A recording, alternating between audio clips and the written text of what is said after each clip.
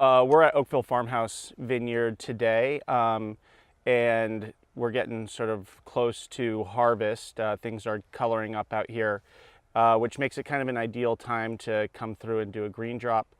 In a vineyard like this, where we've got many different varieties that are interplanted with each other, every year certain varieties may crop a little bit more or be a little bit farther behind. And though we really like to embrace that sort of diversity of ripening, because we feel like it makes an ultimately more complex wine, there are certain times where there's certain vines that are just big outliers and are maybe way too far behind or are carrying too much crop. And this year we've actually been blessed with some crop at Oakville Farmhouse, which isn't really a every year type of thing.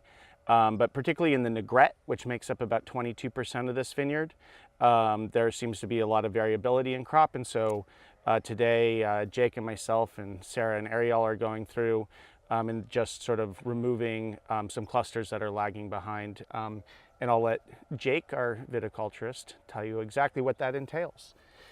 Yeah, so at this point in ripening, you know, pulling off clusters doesn't have a huge effect in speeding up the ripening of other clusters. It can, but not to the extent that a drop earlier in the season does.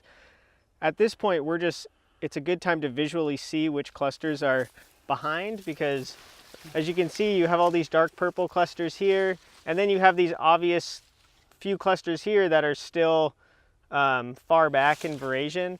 So it's a pretty quick pass through a block like this where you're looking at vines and really looking for clusters that just catch your eye. So on this vine, we would take off this cluster here, this one here, and then some of the ones back here, just to try to make everything kind of shave off the bottom 10% of fruit or so, it's kind of the final step before picking. Yeah, just to create a little bit more uniformity.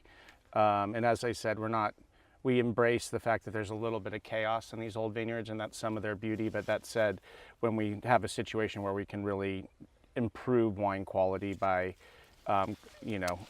cutting out some of the clear outlying underripe fruit, we do it, as Jake is doing right now. Look at that cut. The Negrette is stacked this year out here. Yep, I think that's pretty good. Yeah, there's a little second crop, but yeah. And that's how we do green drops, at least at Oakville Farmhouse Vineyard.